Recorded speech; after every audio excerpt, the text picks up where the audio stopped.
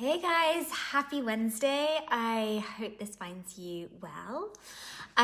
So today's topic is going to be focused on our kids, and obviously I'm coming at this from the perspective of a health coach, a yoga teacher, an essential oil expert, not as a psychologist or any kind of parenting expert, but hopefully, what I have to share is helpful, and it's certainly what I apply to my own life and with my kids. I think it's important always to say, and probably particularly with parenting, but with anything that I share, that I am never coming from the perspective that I am perfect at this. I'm just like any other mum and just trying to do the best that I can. And there's a great quote which says, I forget who said it, but do the best you can until you know better, and then do better. Do the best you can until you know better, and then do better. And so obviously with what I do with work, I'm in a fortunate position where I'm learning new things all of the time, and I'm learning, a lot of self-development, and I'm, reading things and watching things that help me to evolve as a person, but then I can also apply it and use that at home as well. So I feel like I'm very fortunate that I have maybe some more time than some, if you're working, for example, in a corporate job and, you're also running a home and kids, like when do you get the time to do this stuff? So I feel very blessed that this is really part of my work. And obviously this is what I mainly do with adults. When I'm working one-on-one with clients, there are sort of 5 main areas with then many subcategories under those 5 areas. But with adults, I'm looking at nutrition and hydration. I'm looking at sleep and managing stress. I'm looking at mindset, happiness and joy. Relationships comes in there as well. Exercise and toxic load, so the amount of toxins within our environment. So what I want to focus on today is those top 3: nutrition and hydration, sleep and managing stress, and mindset and happiness. Because exercise with kids, I think, it's kind of obvious. I think kids naturally are drawn to movement. I don't know if you have observed that yourself, but kids generally, they don't want to sit still very long. They like being active, they like moving, and that's a really good thing. And I think all we need to do is encourage that and give them the space. I think that the form that the exercise comes in is whatever suits them. They don't need to do any specific kind of exercise. So I don't feel like I need to spend much time on talking about exercise. And toxic load, the 5th part, that's a much bigger subject, and one that maybe next week I'll talk about in alignment with both for adults and for children. But so for kids specifically, and this is anywhere, from kids my girl's age, which is 8 and 4, to older kids, but in their teens, etc. Not for adults, not beyond the age of maybe 16 or so, but hopefully this advice will be useful for all ages of kids. Although of course, with my girls being the age that they are, it is probably more suited to younger ones. So when it comes to nutrition and hydration, again, it's pretty much the same way that I would look at an adult and an adult client that I'm working with. So it's nothing complicated, it's nothing fancy, and particularly with nutrition, I find that you can really overcomplicate things, and it really needn't be that way. Sometimes on occasion there is a need to go more deeply into something. There may be a specific gut issue or an intolerance or an allergy. There may be some things which need to be resolved, but generally speaking, for most people, it is it is as simple as following a whole food diet. So a whole food diet means eating foods from nature.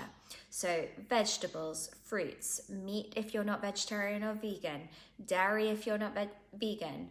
But not, so when I say dairy, I don't mean like processed dairy. I don't mean like I don't know, what are they called? Dairy-ly. Oh my God, I had those when I was a child.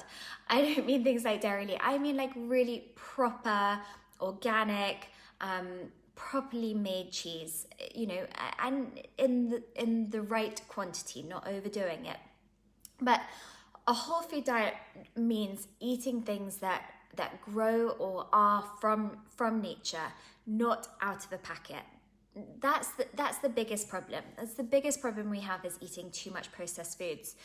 And, you know, particularly for our kids, you know, I find myself doing it sometimes, buying them like, you know, the rice cakes or things like that. I'm not saying in isolation there's anything wrong with them. You know, now and again it's okay, but it's a processed food. It's really not something that we really need to be giving our children. And sometimes, of course, convenience is going to play out. But like always, I'm looking at what we're doing on a daily routine, our daily habits. That's much more important than what we do as the one-offs. The one-offs, don't worry at all. You know, if one-off, you're rushing somewhere and you grab a packet of rice cakes or whatever, fine. You know, do not stress about that, and never waste any time feeling guilty about anything either. Mums, I'm talking to you. Do not waste time feeling guilty about stuff. But, you know, on a daily basis, like, you know, there's no need to be giving our kids processed foods. There's no need to be giving ourselves processed foods. Like, you know, cut up apple and some peanut butter, or some carrot sticks and some hummus, or make some, you know, make some cookies, or so. I mean, I know you're gonna say no time, and I know sometimes time will have an inference, of course, but you know, again, there's that great quote, and I'm so sorry, I'm really bad at remembering who says these wise words, but there is that great quote which says, if we don't make time for wellness, we have to make time for sickness. And so something like making a batch of homemade, low sugar, you know, potentially gluten-free cookies, you know, which you could do all together and might take you 20 minutes. But, you know, that, rather than buying the packaged processed cookies, you know, okay, it is going to take you a little bit more time, but the payoff, or the ROI, the return on your interest for taking that time to do it, is going to be to your advantage. So yeah, you know, when it comes to adults and when it comes to kids, my main advice, you know, and this is, you know, from my perspective of keeping it pretty simple, is just to eat a whole food diet as much as possible. And so that means lots of veggies, that means good quality protein, whether that's from meat or vegetarian sources. I'm vegetarian, by the way. I've been vegetarian since I was 15 and I'm 37. My kids are not vegetarian, but because I don't eat meat, we have very, very little in the house. So I do buy chicken, and they eat chicken maybe once, maximum twice a week, because my husband eats chicken. They eat fish, again, maybe once a week, if that. And then, you know, occasionally if they're at a friend's house and they want a sausage or something, then they have that. But so for the majority of the time, they are vegetarian, but I'm not putting that label on them because they haven't made that decision for themselves yet. And I don't stop them from eating meat. But they aren't, because it's not normal for them to eat meat, they're not drawn to it either. So protein is very, very important. So even if you are even if you are a vegetarian household, or you are consuming less meat, which I am all in favor for, and think it's really important, the difficulty with children compared to adults is that some of the foods which are vegetarian proteins may be less to their liking. So things like lentils or chickpeas, any kind of beans really, or legume. You know, sometimes kids can be a bit fussier about that kind of thing. So making sure that even if they are vegetarian, that they're getting enough protein is really, really important. And that's where sometimes, having one or two meat or fish dishes in a week can just help to bolster their protein levels. Even though I'm a total advocate of vegetarian eating, is just ensuring that you have enough protein, and that's even more important in kids than it is in adults. And by the way, I say this when I wanted to be a vegetarian when I was a child. I knew from probably the age of 4, maybe 5, that I wanted to be a vegetarian. I did not feel that it was right to eat meat, animals. That was just my very strong knowing inside of me that it wasn't in alignment with my values or who I was. I didn't feel it was right to put someone else's blood in my body.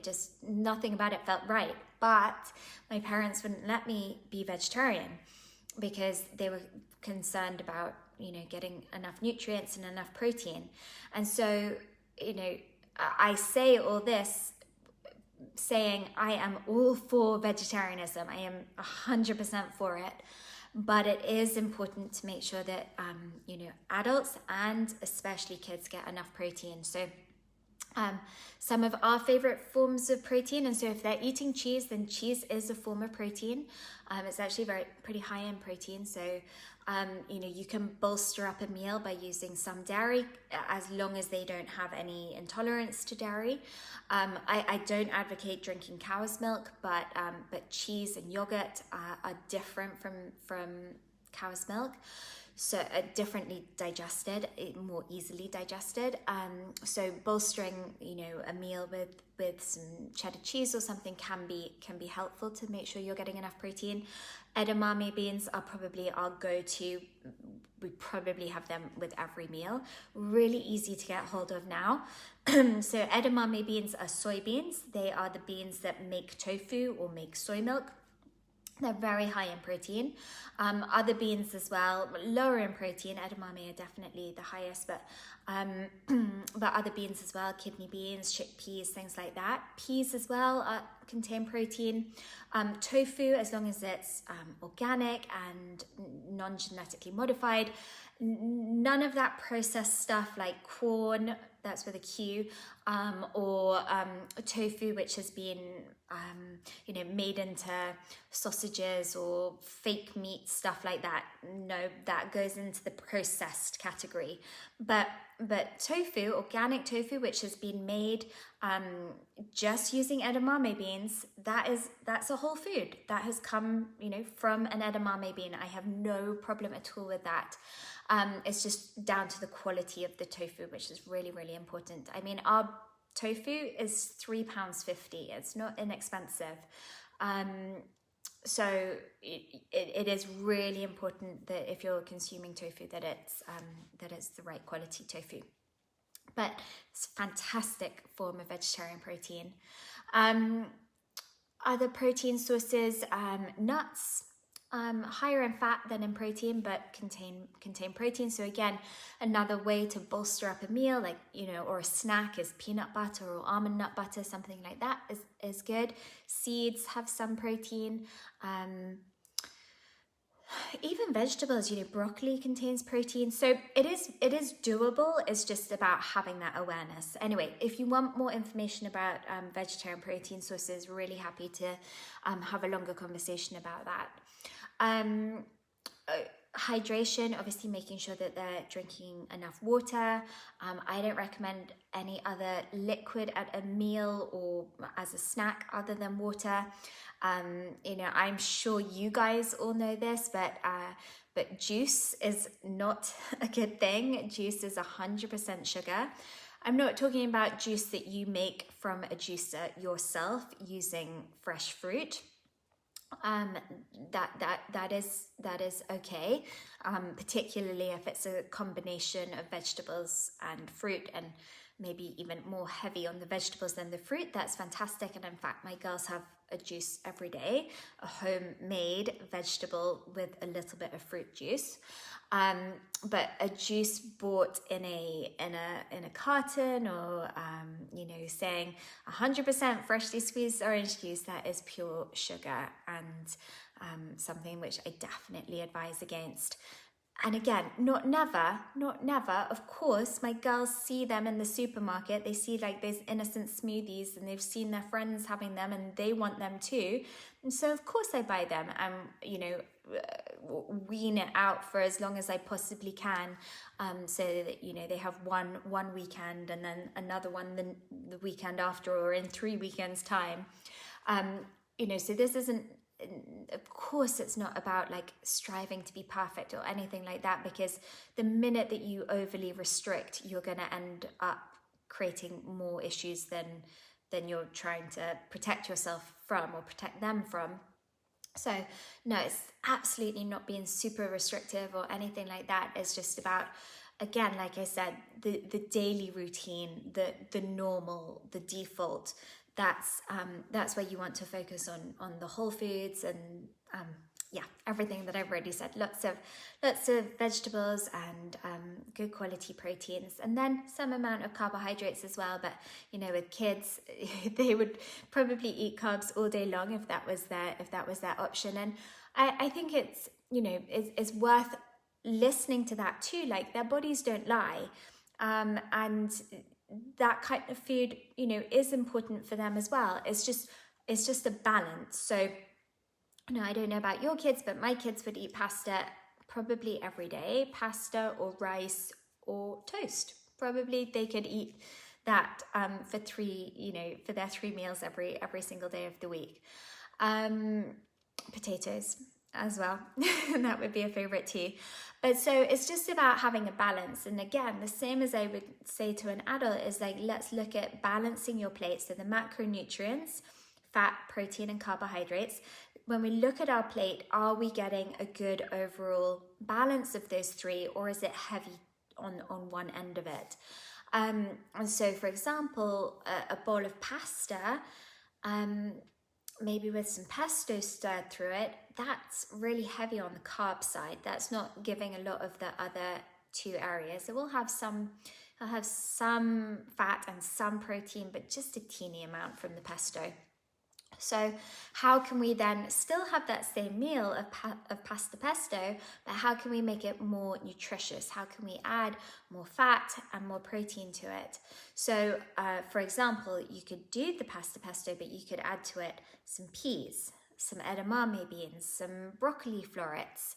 You could sprinkle some Parmesan cheese on it. That would add in some fat and some protein. You could sprinkle some pine nuts in, which would go with the basil pesto. So there are ways in which you can still have the same meals but make them more nutritious. So just looking at their plates and looking at how to balance those macronutrients. So yeah, and then of course when it comes to kids, there's sugar, and I've touched on that with the juice, but and saying that I don't believe in restricting too heavily, because that's just going to cause more problems. So a way that I sort of navigate this area is to make sure that they do have treats, but the treats are on the healthier side of things, but not so healthy that they don't view them as treats. So they eat 90% dark chocolate and think that that is chocolate, because that's what they've been brought up with. Now, they have, of course, now they're 8 and 4, they have been exposed to other chocolate as well. But in our house, that is what we have. That's what I eat. I eat 90% dark chocolate, and so that's what's in the cupboard. And so if they want to have chocolate, that's what they have. And so a square of dark chocolate after a meal is absolutely fine by me, and they enjoy it, and it's chocolate. But we also make healthier things as well. We make cookies, and I've got lots of recipes on my blog that you can check out. Muffins and banana bread and all sorts of things, but I just keep it on the healthier side. And so even though it's a treat, I'm not stressed about it, and I'm happy for them to eat it and enjoy it and take pleasure from it. So yeah, that's a way to help balance sugar, is to make sure that they're still getting things that they consider a treat, but you know that it's low in sugar. Oh yeah, Sarah, your kids love the raw chocolate. Yeah, that's perfect. Exactly. Sorry, I'm just looking at my notes, which are over here. That's why I'm looking away. Sugar, yeah. The only other thing to consider when it comes to kids' nutrition is gut health. And again, this is sort of a longer subject to go into now, but things to look out for are obviously them having like belly aches, them getting thrush or itchy down there, and just looking again at how you can balance those carbohydrates so that their bacteria aren't feeding too much on the sugar from the carbohydrates, but they're getting all of the diversity that they need from the fruits and vegetables that they're consuming. But gut health is a bigger subject, and it's something which is really important for both adults and children, and something that we go into in much more detail in our essential what's it called now? Essentials for Healthy Kids course, which you may have got an email about that from me yesterday. But that's a topic that gut health we cover in more detail. But it is something to bear in mind, and it is something that needs to be considered. But aside from that, I think it's pretty simple. Again, like I started with talking about for adults, like I don't think that it needs to be made into this huge, complex, big deal, because it's really not. It's just, if you focus on the whole foods as like your 80% of what you're consuming, you really can't go wrong. I mean, there may be the odd exception, like I said, if someone has an intolerance to something, then yes, that is going to be an issue, and you may have to take a food group out, such as gluten or dairy, and then see if the issue is resolved by removing that. And whilst they mention gluten, again, that is something which, again, it's part of nature. It should be fine to consume. The issue is that we've overdone it, and first of all, we've processed wheat in a way that has now made it less what it once was. The grain that wheat once was is now no longer what wheat looks like today, and that's because we've over-processed it. And it's also because typically children and adults are eating too much gluten. And so I buy brown rice pasta, so very rarely, but not never, but very rarely will they eat wheat-based pasta, because it's just such an easy swap. They can eat brown rice pasta instead of wheat-based pasta. We rotate our bread, so they sometimes are having a spelt sourdough, sometimes they're having a wheat-based sourdough, sometimes they're eating a gluten-free loaf of bread. So again, it's not like too top-heavy on the gluten. Again, looking at noodles and things like that, there are just really easy ways that you can substitute out the gluten version for a gluten-free version. Yeah, exactly. And also, Sarah, you reminded me, gluten-free pizza base. We buy a gluten-free pizza base. So it's not like they don't get to have these things. We use gluten-free flour when we're baking cookies. And like I said, it's not for them to never have gluten. It's just so that it's not too much in their diet either.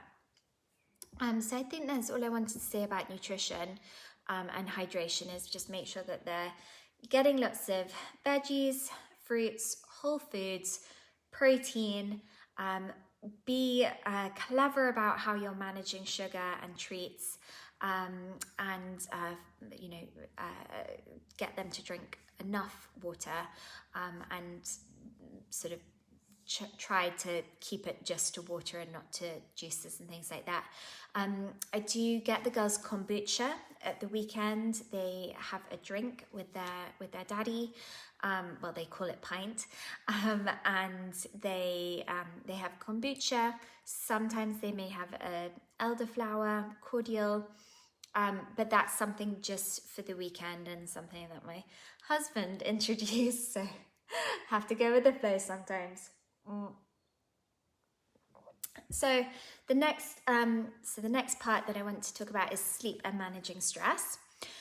And I know that as a mum how much better you feel when you've had a good amount of sleep.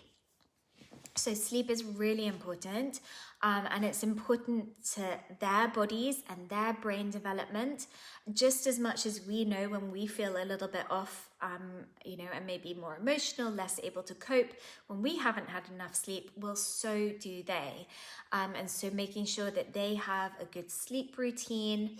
Again, this is something that we go into much more detail in the Healthy Kids course. Because sleep is really, really fundamental to pretty much everything else, and it can create a vicious cycle the wrong way, or it can create a positive cycle the right way. So sleep routine, super important. Making sure that their bedroom's not too hot, that they feel safe. No screens, obviously, but I know that as they get into their teenage years, that's something trickier and something that you need to help them to navigate. Even if they do want to use screens at night when they're older, then maybe encourage them to use blue light glasses so that they are not getting the blue light into their retina, which is then activating their brain to believe that it's daytime. I've worked with some clients, teenagers, and help them to get into a healthier bedtime routine. Not again, like I'm always looking at how can we navigate around this rather than so if the child wants to watch TV or can keep working after supper, and that's a non-negotiable, well then I'm going to work with her or him to work out how we can do it the best way possible, rather than just say, okay, well then you're bad luck, you're never going to sleep again. So there are things that we can do, and blue light glasses are really helpful for anyone who's going to be using a screen in the evening. So yeah, bedtime routine, super important. This is where using essential oils is really, really wonderful. You can use oils in the bath, you can put the oils in a diffuser at bedtime, help to create that association between breathing in the aroma of that oil and recognizing that it's bedtime. Music can do the same thing or a similar thing, and using them together even more powerful. So using a piece of music, especially when they're really little, to signal to them that it's bedtime, alongside an aroma is really, really wonderful for conditioning their brain to understand that this is now the time for sleep. Now, often, with kids, there comes that stage where they're scared, they're having nightmares, they're having bad dreams.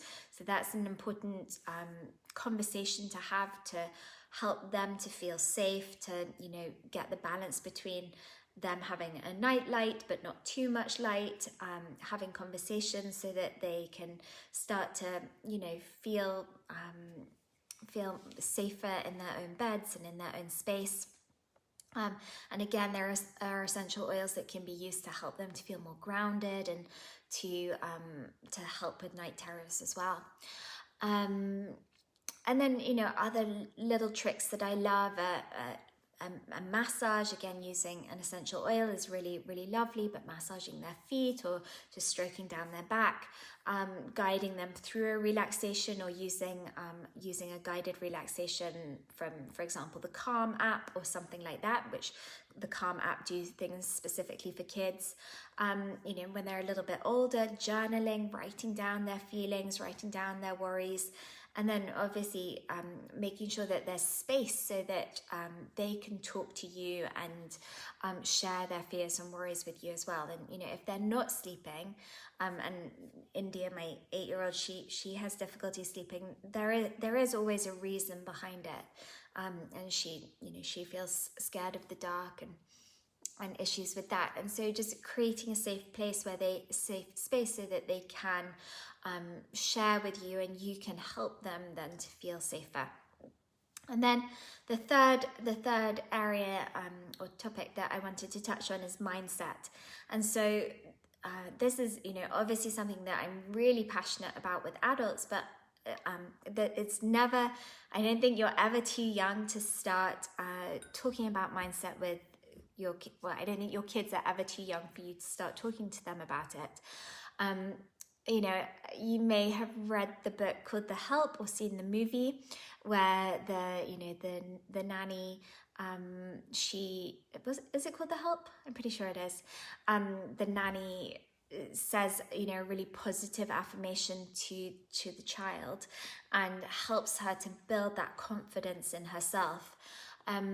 So them having a belief and confidence in themselves, I think, will set them up for life. And there are several ways in which this can happen, but what the words that we use when we're talking to them are really, really important. Words are very, very powerful.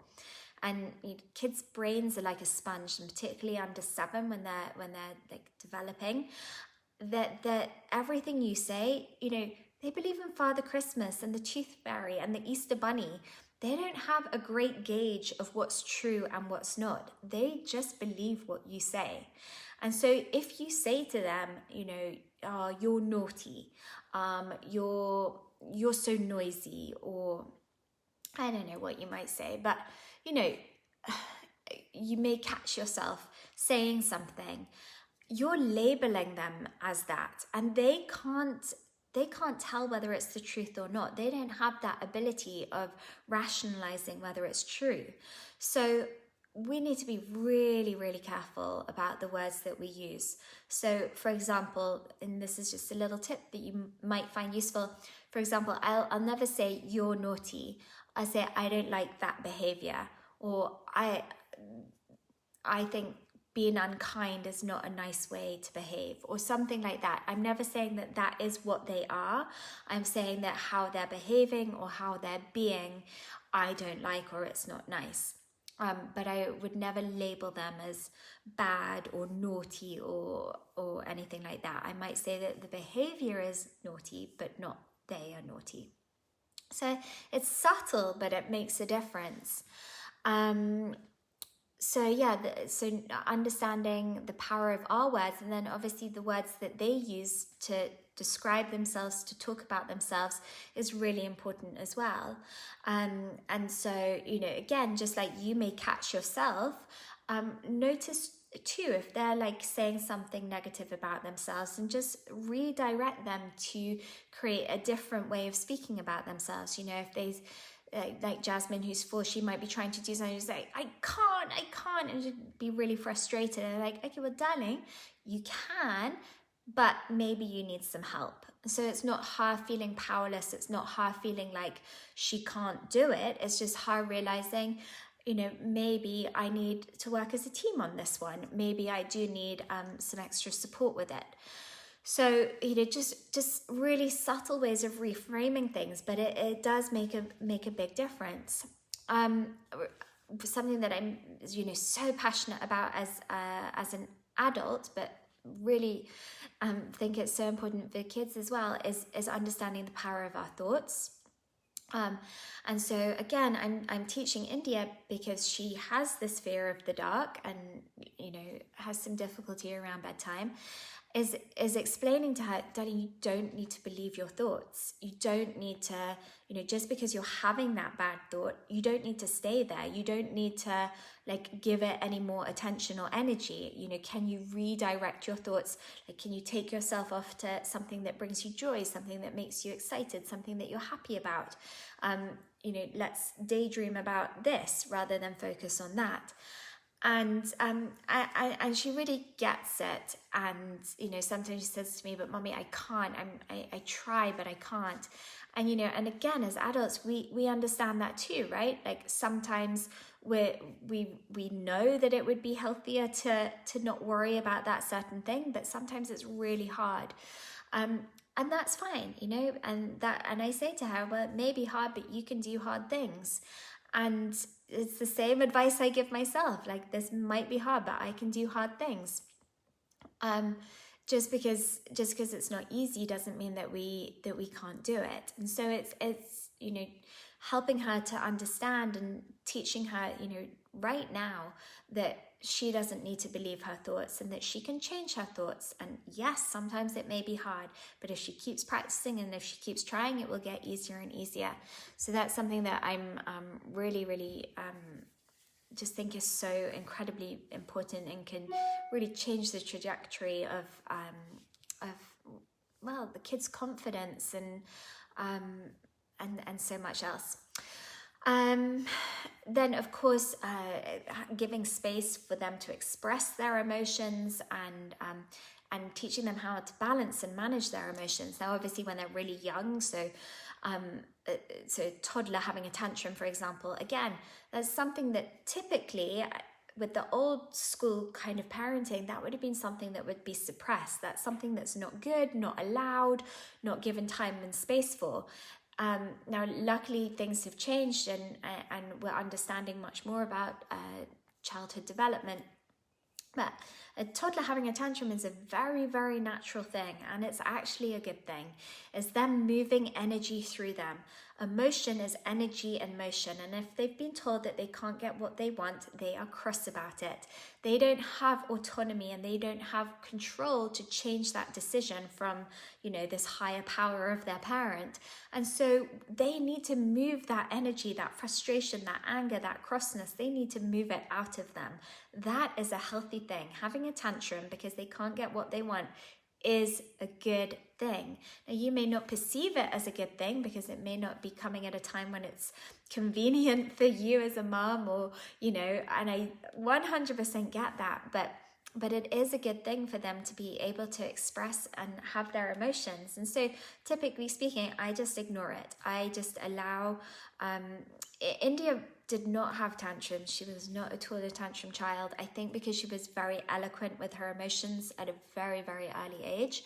But Jasmine is not the same. And Jasmine, still at the age of 4, she has tantrums, she has frustrations.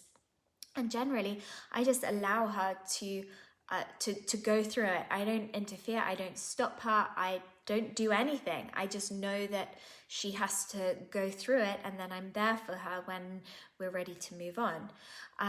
So allowing them to have their emotions, don't stifle their emotions, don't stop them from expressing themselves, is a good and important thing. But then when the time is right and when they're mature enough to start to be able to manage their emotions, then teaching them tools to help them to do that is, of course, gonna help them, moving on, because like I talked about last week, we're all going to experience stress. It's just how we manage that stress. And so if you're setting them up with tools when they're children of how they can manage that disappointment, that stress, that challenge not going well, that, that feeling of deflation or whatever it is, teaching them how they can manage it and maybe see a different perspective, well, that's going to set them up, as they move on. And, just as an example, and, this is such a silly example, but it happened today. India was on a call with her teacher and, with her class, and they had to do a poem. And she said, when she came off the call, she said, everyone commented on everyone else's poem except for mine. And, she was low, her body language was low, her voice was low, she'd gone into victim mode. And I said to her, and this is just what I said again, it's a silly example, but I said to her, darling, if there's a flower in the field, does it need anyone to come to it and say, you're a beautiful flower, for it to be beautiful? No, it just is a beautiful flower. It doesn't need anyone to notice it. It doesn't need anyone to say it. It just will be a beautiful flower because that's what it is. And I said to her, that's the same for you. You don't need you don't need anyone else's approval. All you need to know is for yourself whether it was a good poem or not. So was it a good poem? Do you feel like it was good, or do you feel like it needed improvement? She said, no, I felt like it was a good poem. I said, well, then it's a good poem, and that's all the affirmation you need. You don't need anyone else to tell you that. And you know, that's something that obviously I have mirrored to her, you know, throughout her growing years, because she will sometimes say it back to me. So she'll remind me of it. Like if I say, if I'm in days gone by when I could go shopping, and I might say to my husband, I might say, you know, do you like this? Do you think I should get it? And she would say to me, Mummy, it doesn't matter what he thinks. If you like it, you should get it. I'm like, oh yeah.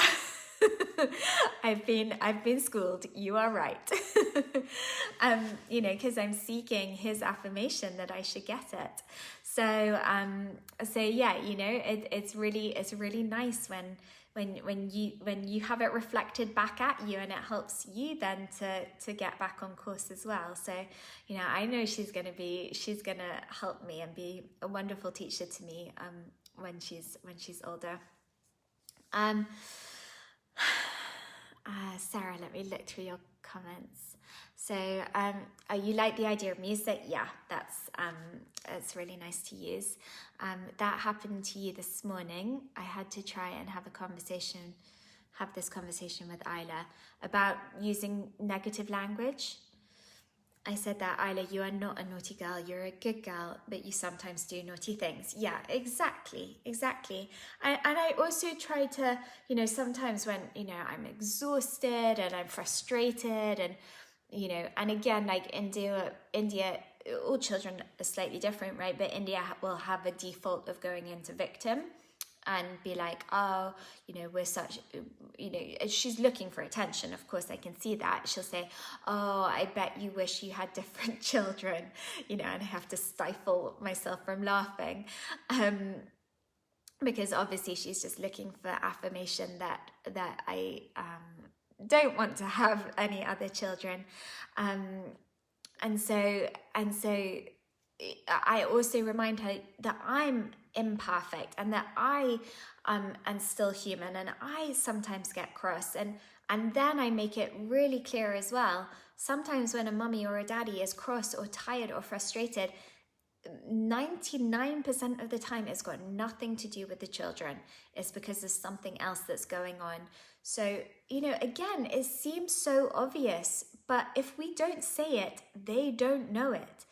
And so being really explicit about these things, so that, you know, just like they believe in Father Christmas and the Easter Bunny, if they will believe what we say, and they will make their own conclusions about things if we don't explain it to them. So if I say, I am in such a bad mood and I am so tired, and if you guys bug me, I am gonna, you know, I'm gonna be grumpy, but it has nothing to do with you. It has nothing to do with you. This is just how mummy is feeling right now. And that way they get to learn and understand and know that, you know, I have my stuff as well, and it's got nothing to do with them. But if I don't say that to them, how do they know? So yeah, I mean, so much more that I would like to say on the subject of mindset, but yeah, believing in themselves. So giving them that confidence of believing in themselves, like, you know, get them to accept challenges, get them to, you know, and remind them it's good to fail, you know. And if they're an older sibling, then they've got a younger sibling, you can remind them how, you know, when their baby sister was little, she couldn't walk the first time she tried. She had to, you know, get up and up and up, you know, many times over until she'd mastered it. And so reminding them that they have to practice at things, that they can't expect to be perfect at it, that, you know, just to keep accepting the challenge and keep trying, and that's what you're proud of them for, is to keep on trying, to put in the effort, not the end result. And understanding the law of attraction, you know, just very, very basic law of attraction, that what you put out there in terms of your thoughts, your words, your behaviors is what you get back. And you know, this can be just a really simple little conversation that you have with them, but you know, just little ways of explaining these things to them. And then watching your words and watching the words that they use about themselves, giving them the time to express their emotions, and then when they're mature enough, helping them to learn how to manage their emotions. And again, this is something that we go into in much more detail in our Healthy Kids course, which starts on the 22nd of February, and hopefully you received an email about it yesterday. And we talk a lot more about how to support our kids via nutrition, via you know, having healthy habits, healthy sleep routines, managing their emotions, using essential oils to help them with their sleep, with their emotions, with study, with focus, and lots of different, lots of other areas. And it's 7 days and it's all online. And I think if you're interested in helping your kids to be their best, I think you'll find it really, really interesting and helpful. And there's a quote that I wanted to end with, which is, you know, again, it depends what kind of parent you are, but especially as mums, I think, well, I mean, dads as well, but we can feel that we need to do it all for them. And I really love this quote, which is, let life be their educator, not you their savior. Let life be their educator, not you their savior. And, you know, it's so tempting, isn't it, to like try to control everything and wrap them up in cotton wool and keep them safe. But, you know, truly, they have to, you know, they have to experience failures. They have to experience sadness. They need to experience like all the richness that life has to offer, because that's what's going to teach them. That's what's going to help give them the strength and the courage, you know, with, you know, if they're lucky, guidance from you as well. But, you know, remembering that we as their parent don't have to be their savior, that, you know, trusting in their own guidance and giving them, you know, I believe in giving them as many as the tools that we can, so that they can then guide themselves and navigate themselves through life, but not trying to protect them from all of it. So yeah, I think that that's a good quote to end on. And Paulina says, I usually describe what I'm feeling in my body, like tense or spiky or achy or triggered. Yeah, that's really good. Exactly. Just express it. You know, we need to communicate with them and then give them space to communicate with us, and they'll mirror that as well. But if we're assuming that they're just going to know how we feel, then that doesn't actually end up helping them. And like I said, they'll come to their own conclusion, and it's probably the wrong one. So yeah, I hope you found this helpful. I hope you found it interesting. Like I said, these three main areas: nutrition and hydration, sleep and managing stress, and mindset. The other two areas which I use with adults are exercise and toxic load. Exercise, like I said, with kids is not one that I think needs a lot of elaboration, but toxic load for both grown-ups and kids is probably a subject that I'm going to talk about next week. So as always, please let me know in the comments if you have any questions, and let me know if you found it interesting, and if there's anything that I haven't answered, then let me know. Have a wonderful rest of your day, and see you guys all soon. Bye.